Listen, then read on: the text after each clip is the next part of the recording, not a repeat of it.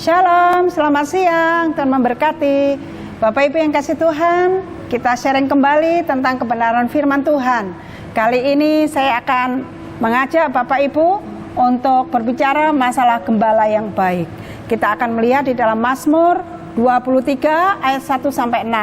Dalam Mazmur 23 ayat 1-6, saya percaya Bapak Ibu banyak yang hafal ayat ini, karena ayat ini juga merupakan satu pujian yang sangat disenangi banyak orang. Saya akan membacakan bagi Bapak Ibu sekalian Mazmur 23 ayat 1-6. Mazmur Daud, Tuhan adalah gembalaku, takkan kekurangan aku.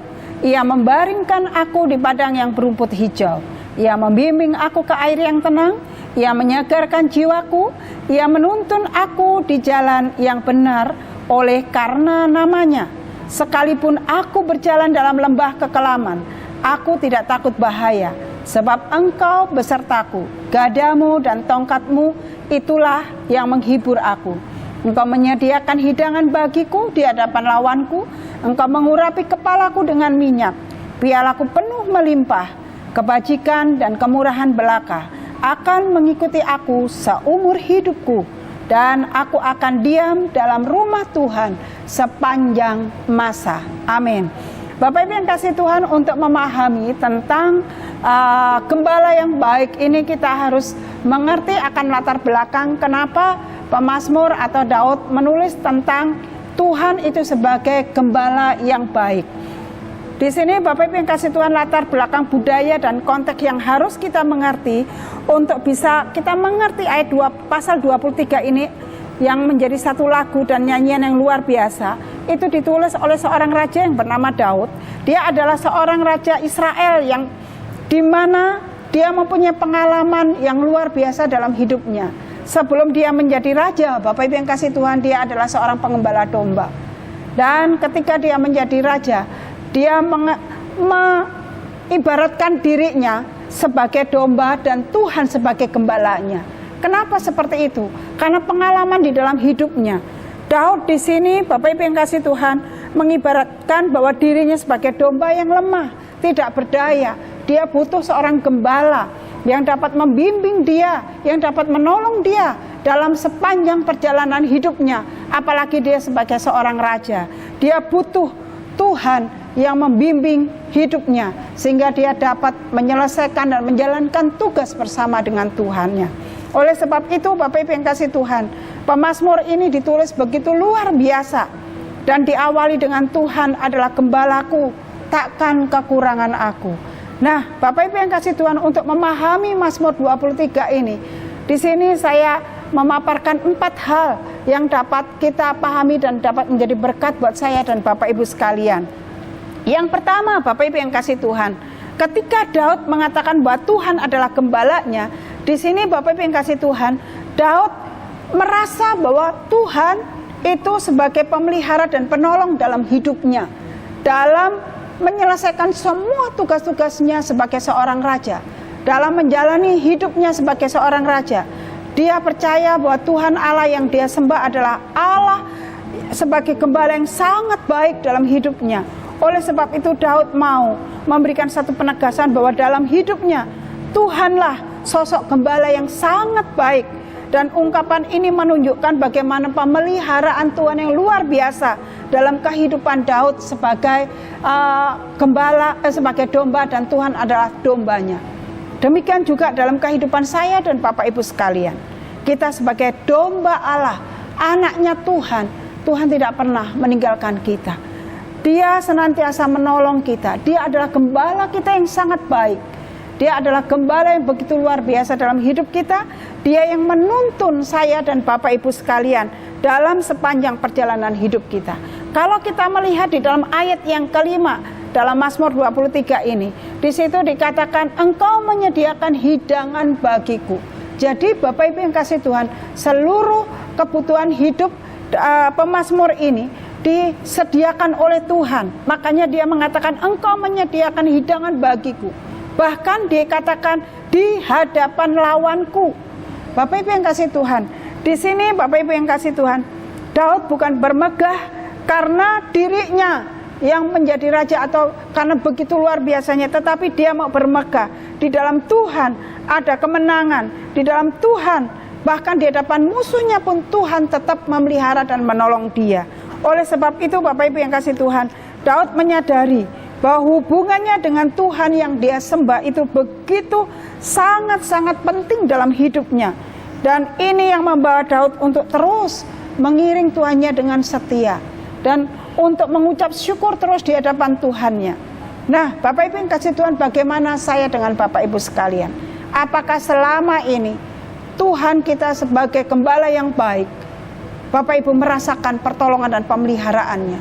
Bapak Ibu yang kasih Tuhan, ketika kita datang kepada Tuhan sebagai gembala kita yang baik, sebagai Tuhan kita yang luar biasa, maka Bapak Ibu yang kasih Tuhan, kita akan merasakan betapa kasihnya gembala yang baik itu yang ada dalam hidup kita, yaitu Tuhan Yesus Kristus, yang senantiasa menolong dan menuntun hidup kita.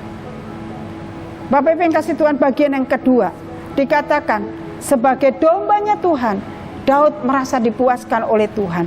Di dalam ayat 23 sampai di dalam pasal 23 ayat 2 sampai 3 dikatakan demikian.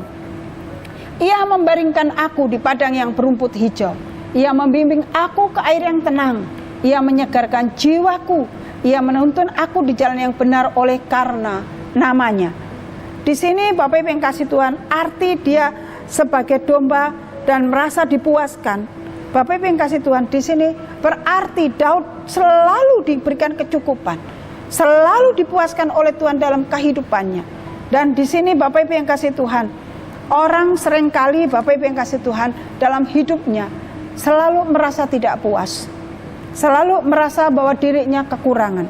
Tetapi hari ini saya dan Bapak Ibu sekalian ketika membaca Mazmur 23 ayat 1 sampai 6 ini, kita diberikan kekuatan bahwa dia membawa kita kepada air yang tenang, yang memberikan kesejukan di dalam jiwa kita, yang memberikan ketenangan di dalam jiwa kita, yang memuaskan dahaga kita, sehingga Bapak Ibu yang kasih Tuhan, kita mendapatkan kedamaian dan pertolongan yang daripada Tuhan.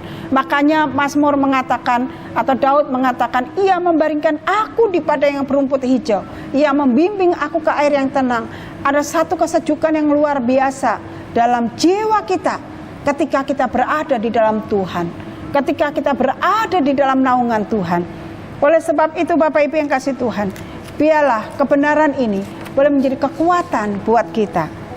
Lalu Bapak Ibu yang kasih Tuhan, bagaimana kita merasakan atau mengerti arti kepuasan dalam kehidupan kita yang sebenarnya? Sebenarnya Bapak Ibu yang kasih Tuhan, apa yang dikatakan kepuasan itu tidak bisa diukur dengan standar tertentu. Tetapi bukan berarti dia tidak bisa dinilai di dalam hidup kita ini. Bapak Ibu yang kasih Tuhan, kepuasan itu standarnya relatif. Masing-masing orang mempunyai standar yang berbeda. Seorang memenuhi keinginannya atau kepuasannya, itu semuanya berbeda. Baik saya dan Bapak Ibu sekalian berbeda.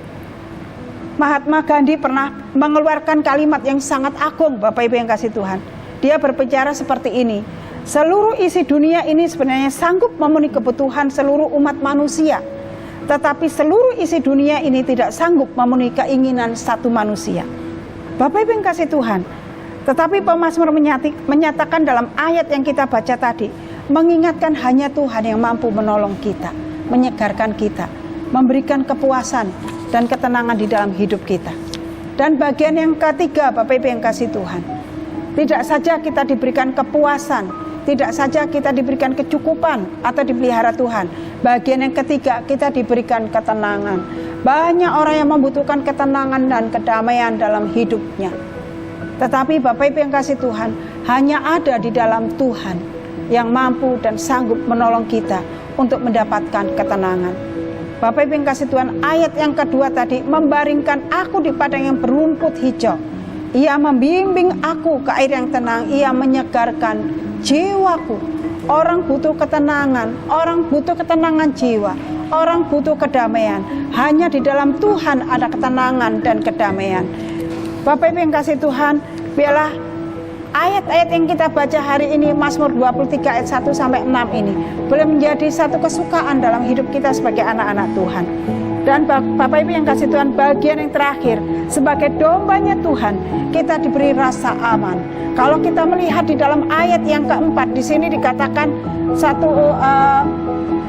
ucapan Daud mengatakan seperti ini, sekalipun aku berjalan dalam lembah kekelaman, aku tidak takut bahaya, sebab Engkau besertaku, gadamu dan tongkatmu, itulah yang menghibur aku.